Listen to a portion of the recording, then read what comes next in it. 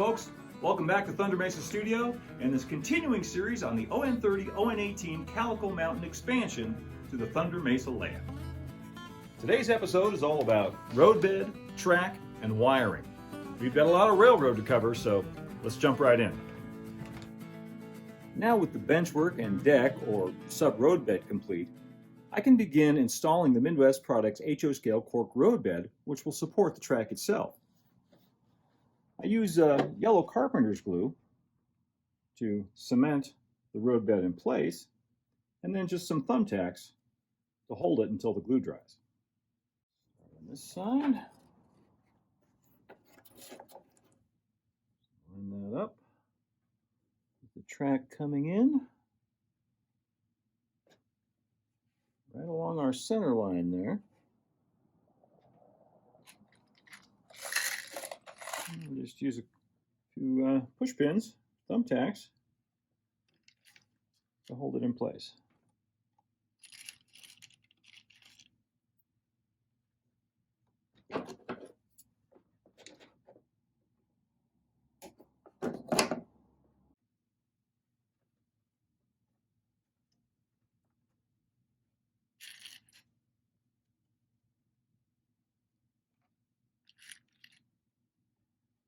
You don't need that many thumbtacks on the straight sections.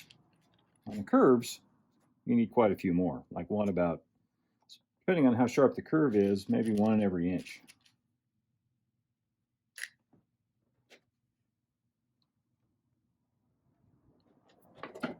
When the glue dries, this will get trimmed off nice and neat. All right, let's do the rest. Now I simply follow the track center lines all the way around the new section, gluing and pinning the cork roadbed as I go. So as you can see, it's pretty straightforward on the straight sections and curved sections of track, but when you get to a switch, that calls for a little bit of custom fitting. So I've let the glue set up enough that I can remove these tacks and show you just how I do the turnouts here. Start with the main line.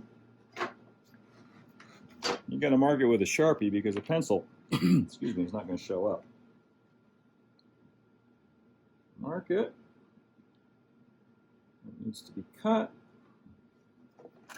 You take a straight edge and a utility knife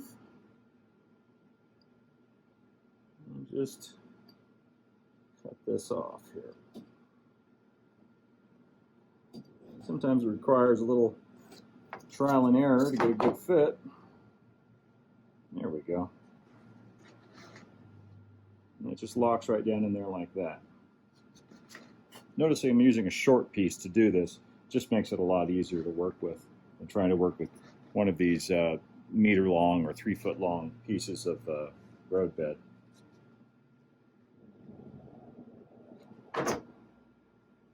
Yeah.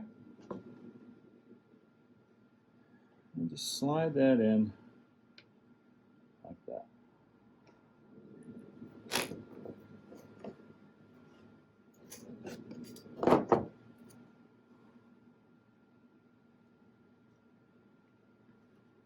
There we go, that's good enough. Tack that down. All right, now finishing the job should be relatively easy.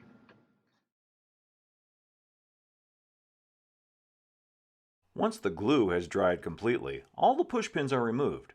Then a sanding block is used to ensure that the roadbed is completely flat and even for track laying.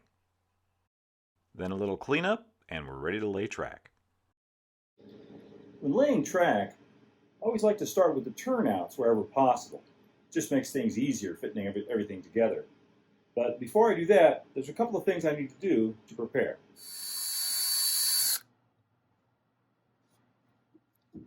Before I install the switch, I have to drill a couple holes. One here for a wire from the frog to power the frog with, and one down here for the installation of a remote switch machine in the future. Okay, now I need to solder a wire to the back of the frog. The best place to do that is on one of these little connecting wires right here.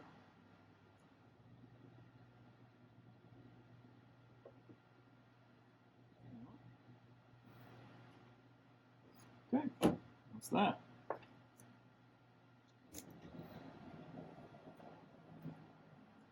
So, you might notice these marks here. When I was putting the roadbed down, I put these marks in to indicate exactly where the turnout was to be located. Now to hold the turnout in place, I'm actually going to use rail spikes. And these are O-scale medium rail spikes, which are a good match for the cast-in spike detail on these Pico ON30 turnouts. I'm getting that good and straight. All right. But the plastic they use on these turnouts is a little more heavy-duty than what you have on the regular flex truck, so I need to drill a little pilot hole. Doesn't take many spikes. It's probably only going to take maybe 4. I'm going to put them right next to where the cast-in spikes are. That way, when the track is painted and ballasted and all that, they'll be pretty much completely invisible.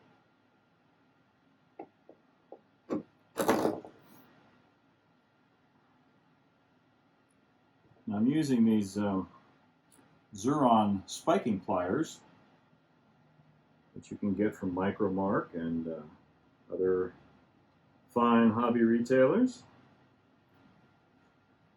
They have a special jaw which is grooved to hold the head of rail spikes. Pretty nifty. Push it down until it makes contact with the plywood sub roadbed. You can see that's not going anywhere. But we'll put one more in just to be safe. I don't like to glue my track down like some people do. That's just a personal preference. Maybe it's because I changed my mind so much and end up recycling a lot of track components in different areas. I just find it easier to pull the spikes out than I do to unglue things. Okay, now, since this diverging route is going on to a reverse loop section, we have to use insulated rail joiners on both rails. And these are plastic insulated rail joiners. Speaking of recycled, these were used earlier, so they've got some paint on them already. I'm just going to slide these on. So that way, there won't be a short circuit when the rails are connected. Now, Pico recommends that you always put insulated rail joiners above the frog here. These are power routing turnouts, and if you watched my video on wiring turnouts for reliable operation, you know that when you flip the points back and forth, you're changing the polarity of the frog here. So you need to have insulated rail joiners up here anyway to prevent a short circuit from track that is wired with power coming in from above the frog, and especially if there's a reversing section. And now we can connect our first piece of ON30 flex track to this end of the turnout. The rails on Pico ON30 are what's known as code 100. So we need code 100 rail joiners here. I have those right here. that on. Okay, about halfway onto there. Now, a lot of times what you have to do with this flex track is remove tie, one tie at the end here. Slide these in here.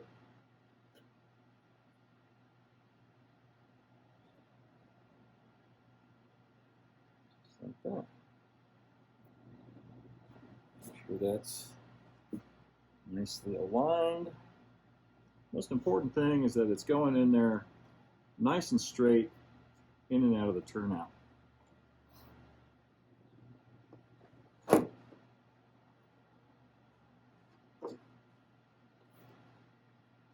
That's making good contact. Now, usually I do not solder the rail joints on straight connections, only on curves. And I don't like to solder them to turnouts because I like to change my mind and move things around. But since this is going directly into a curve here, a very sharp curve, this is a 15-inch radius at the sharpest point, I'm going to want to solder this connection here to keep these rails from coming out of the joiners. And I'm going to heat the rails and the rail joiner. Just apply enough solder, make a nice strong joint.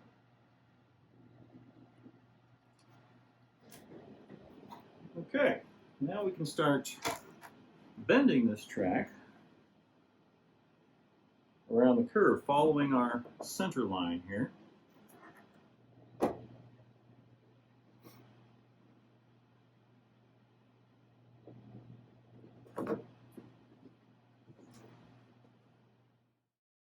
On the curves, I put a spike on either side of the rail on about every fifth tie.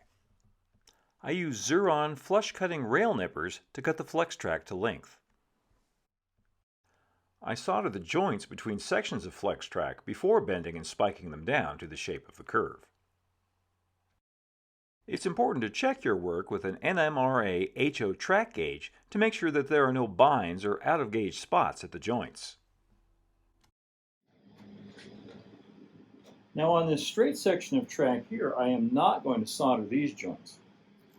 And that is to allow for the seasonal expansion and contraction of the rail, which happens naturally as the temperature changes.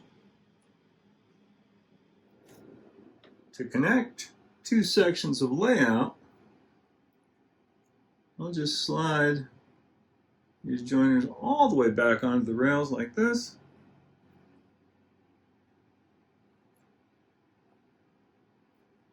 Position it in place, and then slide them onto the rails that are coming in.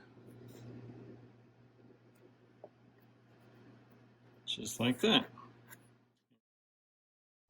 And now it's just a matter of finishing up the remaining tracks using the same techniques.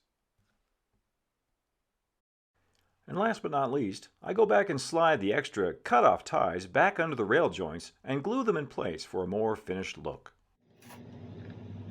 The Thunder Mesa layout uses digital command control, or DCC, to run the trains. So before I bring power to the rails, I need to extend the DCC power bus to the new section. So I'm down below the layout deck here, running some 18-gauge wire to act as a DCC bus for the new section. It connects over here, it'll loop around, and connect back over there by the staging yard.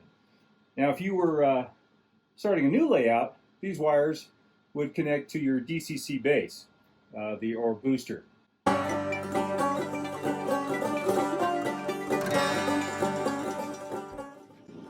Now with the DCC bus installed, I can start marking where I want to drop feeder wires down from the track. And basically I want them about every 3 feet or so. Now I can start drilling holes down through the sub-roadbed that the 28-gauge feeder wires from the track to the bus will go through.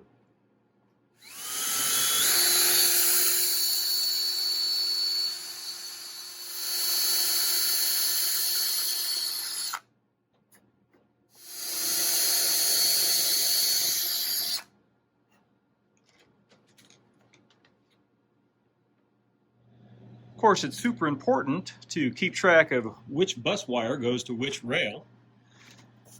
On here we have the black is the outside rail and the red is the inside. And just to make sure I don't forget while I'm dropping these feeder wires down, I've written it right here on the deck to remind me.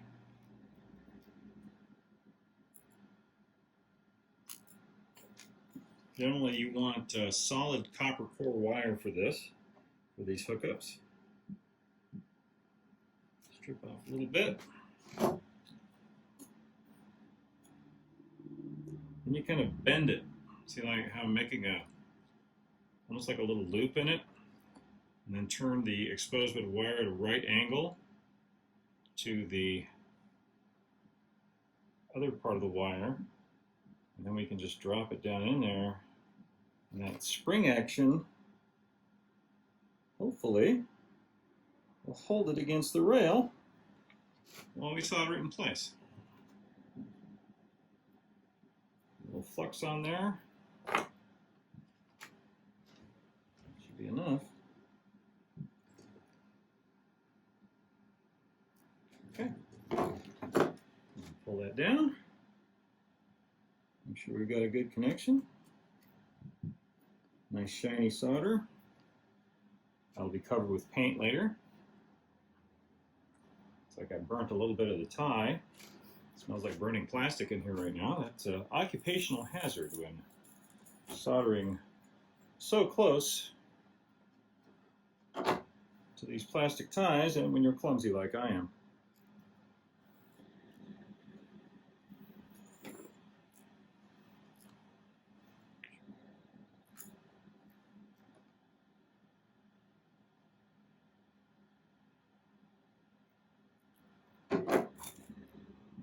There we go.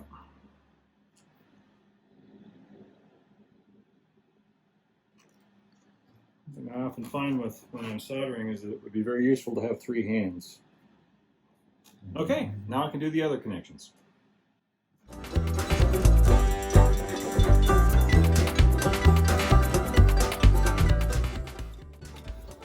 Now in order to connect the feeder wires to the bus, we need to remove or expose a little bit of the insulation down here. Now some people will use suitcase connectors with the little plastic locky dealies, and those are handy. I've used them before. The problem is that they never have the size I need in stock at my local hardware store, so I fall back on good old soldering.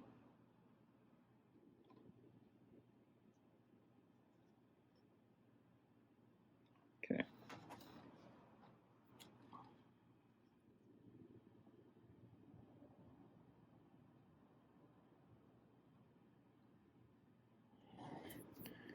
Now I just wrap that with a small piece of electrical tape.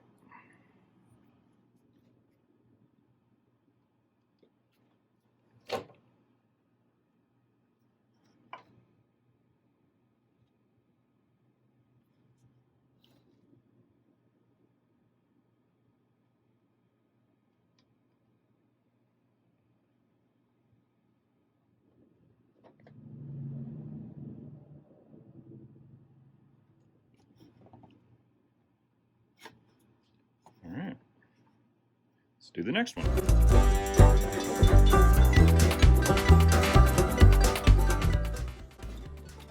Now this diagonal section of track coming across here is actually a reversing section, which means we're going to have to wire it a little bit differently to prevent a short circuit. Now rather than power the reversing section directly from the DCC bus, I've installed an MRC auto reverse unit right down here. And what this does is it automatically reverses the polarity on this section of track when it detects a locomotive on it. So as soon as the locomotive crosses over, or a car for that matter with metal wheels, crosses over these insulated rail joiners or gaps on either side, it instantly changes the polarity. So it prevents a short circuit. And it's very easy to install. You just follow the manufacturer's instructions. The yellow wires are soldered to the rails in the reversing section, and the red wires are soldered to the approach rails over here. And that provides power and automatically changes the polarity when it needs to change. Now just one last thing before we test all this out and run any trains through here. I'm going to go back with a little 70% isopropyl alcohol and clean off the rail heads just to make sure there's no flux or oils on there to slow things down. Well, we've got everything wired up, cleaned up, and ready to roll, so let's see how we did.